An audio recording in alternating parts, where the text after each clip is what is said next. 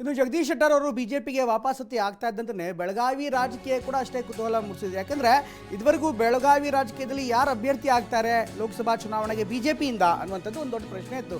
ಮಂಗಳಾ ಅಂಗಡಿಯವರು ಈಗಾಗಲೇ ಕಣದಿಂದ ಹಿಂದೆ ಸರಿತಾರೆ ಅಥವಾ ಅವರಿಗೆ ಟಿಕೆಟ್ ಕೊಡಲ್ಲ ಅನ್ನುವಂಥ ಮಾಹಿತಿ ಇತ್ತು. ಆದರೆ ಈಗ ಲೋಕಸಭಾ ಕ್ಷೇತ್ರದಲ್ಲಿ ರಾಜಕೀಯ ಲೆಕ್ಕಾಚಾರ ಈಗ ಅದಲ್ಲೂ ಬದಲಾಗ್ತಾ ಇದೆ. ಅವರು ವಾಪಸ್ ಬಂದಿದ್ದಾರೆ. ಮಂಗಳಾ ಅಂಗಡಿ ಸಂಸದೆ ಮಂಗಳಾ ಅಂಗಡಿ ಏನಿದ್ದಾರೆ, ಸುರೇಶ್ ಅಂಗಡಿ ಕುಟುಂಬಕ್ಕೆ ಈಗ ಶೆಟ್ಟರ್ ವಾಪಸ್ ಬಂದಿರುವಂಥ ಹಿನ್ನೆಲೆಯಲ್ಲಿ ಸಹಜವಾಗಿ ಬಲ ಮತ್ತು ಬೆಂಬಲ ಸಿಗ್ತಾ ಇದೆ. ಶೆಟ್ಟರ್ ಅಂಗಡಿ ಇಬ್ಬರು ಕೂಡ ಬೀಗರಾದಂಥ ಹಿನ್ನೆಲೆಯಲ್ಲಿ ಈಗ ರಾಜಕೀಯವಾಗಿ ಇದು ಲಾಭ ಆಗ್ತಾ ಇದೆ. ಕಳೆದ ಲೋಕಸಭಾ ಉಪಚುನಾವಣೆಯಲ್ಲಿ ಮಂಗಳಾ ಪರ ಅಂಗಡಿಯವರು ಕೂಡ ಕೆಲಸ ಮಾಡಿದ್ರು. ಮುಂಬರುವ ಚುನಾವಣೆಯಲ್ಲಿ ಮಂಗಳಾಗೆ ಟಿಕೆಟ್ ತಪ್ಪುವ ಚರ್ಚೆ ಕೂಡ ನಡೆದಿತ್ತು. ಈಗ ಶೆಟ್ಟರ್ ಅವರು ವಾಪಸ್ ಬಂದಿರುವಂಥ ಹಿನ್ನೆಲೆಯಲ್ಲಿ ಈಗ ಮತ್ತೆ ಲಾಬಿ ಶುರುವಾಗಿದೆ.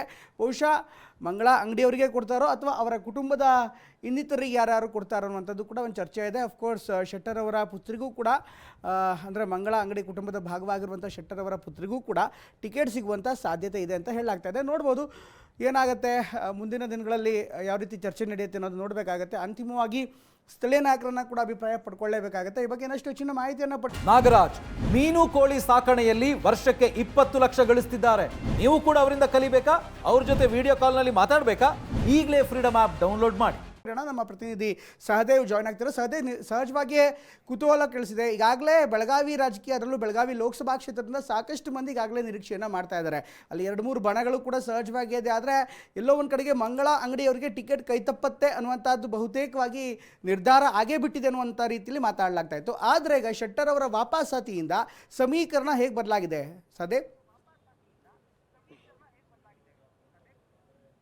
ಹೌದು ಪ್ರಮೋದ್, ಏನು ಬೆಳಗಾವಿಯಲ್ಲಿ ಈ ಒಂದು ಲೋಕಸಭಾ ಚುನಾವಣಾ ಕಾವು ಒಂದು ಕಡೆ ರಂಗೇರ್ತಾ ಇತ್ತು. ಅದರಲ್ಲೂ ಮುಖ್ಯವಾಗಿ ಏನು ಬಿಜೆಪಿಯಿಂದ ಸಾಕಷ್ಟು ಆಕಾಂಕ್ಷಿಗಳ ಪಟ್ಟಿಯೇ ದೊಡ್ಡದಾಗ್ತಾ ಹೋಗ್ತಾ ಇತ್ತು. ಅದರಲ್ಲೂ ಈಗ ಸದ್ಯ ಜಗದೀಶ್ ಶೆಟ್ಟರ್ ಅವರು ಯಾವಾಗ ಬಿಜೆಪಿ ಸೇರ್ಪಡೆ ಆದರೂ ಆಗ ಸಾಕಷ್ಟು ಬದಲಾವಣೆಗಳು ಜಿಲ್ಲಾ ರಾಜಕಾರಣದಲ್ಲಿ ಕಂಡು ಬರ್ತಾ ಇರುವಂಥದ್ದು. ಅದರಲ್ಲೂ ಮುಖ್ಯವಾಗಿ ಈ ಒಂದು ಅಂಗಡಿ ಕುಟುಂಬಕ್ಕೆ ಸಾಕಷ್ಟು ಬಲ ಬಂದಿದೆ ಅಂತ ಹೇಳ್ಬೋದು. ಯಾಕಂದ್ರೆ ಒಂದು ಕಡೆ ಜಗದೀಶ್ ಶೆಟ್ಟರ್ ಅವರು ಈಗಾಗಲೇ ಈ ಹಿಂದೆ ಏನು ಬೈ ಎಲೆಕ್ಷನ್ ಏನು ಬೆಳಗಾವಿಯಲ್ಲಿ ನಡೆದಿತ್ತು, ಆ ಒಂದು ಸಂದರ್ಭದಲ್ಲಿ ಖುದ್ದು ಜಗದೀಶ್ ಶೆಟ್ಟರ್ ಅವರೇ ಮಂಗಳಾ ಅಂಗಡಿ ಅವರಿಗೆ ಟಿಕೆಟ್ ಕೊಡಿಸುವುದರಲ್ಲಿ ಯಶಸ್ವಿಯಾಗಿದ್ರು.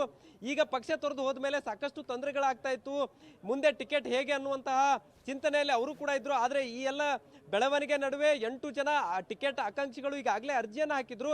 ಯಾವಾಗ ಜಗದೀಶ್ ಶೆಟ್ಟರ್ ಅವರು ಏನು ಬಿಜೆಪಿಗೆ ಸೇರ್ಪಡೆ ಆದ್ರು ಆಗ ಒಂದು ಹಂತದಲ್ಲಿ ಮಂಗಳಾ ಅಂಗಡಿಯವರಿಗೆ ಆಗಿರ್ಬೋದು ಅಥವಾ ಅಂಗಡಿ ಕುಟುಂಬಕ್ಕೆ ಈಗ ಒಂದು ಏನು ಸಾಕಷ್ಟು ಜೋಶಲ್ಲಿ ಮತ್ತು ಒಂದು ಹಂತದಲ್ಲಿ ಟಿಕೆಟ್ ಸಿಗುವಂತ ನಿರೀಕ್ಷೆಯಲ್ಲಿ ಕೂಡ ಇರುವಂತದ್ದು. ಖುದ್ದು ಮಂಗಳಾ ಅಂಗಡಿಯವರು ಕೂಡ ಮಾತಾಡಿಸುವಂತ ಸಂದರ್ಭದಲ್ಲಿ ತಮಗೆ ತಮ್ಮ ಕುಟುಂಬಕ್ಕೆ ಟಿಕೆಟ್ ಫಿಕ್ಸ್ ಆಗಿದೆ ಅನ್ನುವಂತ ಮಾತನ್ನು ಕೂಡ ಖುದ್ದು ಮಂಗಳಾ ಅಂಗಡಿಯವರೇ ಹೇಳಿರುವಂತದ್ದು. ಹೀಗಾಗಿ ಸದ್ಯ ಈಗ ಒಂದು ಕಡೆ ಮಂಗಳಾ ಅಂಗಡಿಯವರು ಟಿಕೆಟ್ ಸಿಗುತ್ತೆ ಅನ್ನುವಂತ ನಿರೀಕ್ಷೆಯಲ್ಲಿದ್ರೆ, ಈ ಯಾರೆಲ್ಲ ಟಿಕೆಟ್ ಆಕಾಂಕ್ಷಿಗಳಿದ್ರು ಅವರೆಲ್ಲರೂ ಕೂಡ ಎಲ್ಲೋ ಒಂದು ಕಡೆ ನಿರಾಶಾ ಭಾವನೆ ಒಂದು ಕಡೆ ಆದ್ರೆ, ಇನ್ನೊಂದು ಕಡೆ ಹೆಚ್ಚಿನ ಮಟ್ಟದಲ್ಲಿ ಲಾಬಿಯನ್ನ ನಡೆಸಿ ಟಿಕೆಟ್ ತರಕ್ಕೂ ಕೂಡ ಎಲ್ಲ ಒಂದು ಕಡೆ ಪ್ರಯತ್ನ ಮಾಡ್ತಾ ಇರುವಂತದ್ದು. ಇದೆಲ್ಲದರ ನಡುವೆ ಈಗಾಗಲೇ ಜಗದೀಶ್ ಶೆಟ್ಟರ್ ಅವರು ಕೂಡ ಕೆಲವೊಂದಿಷ್ಟು ಕಂಡೀಷನ್ ಹಾಕಿದ್ದಾರೆ ಅನ್ನುವಂತ ಮಾತುಗಳು ಏನು ಕೇಳಿ ಬರ್ತಾ ಇದ್ವಿ.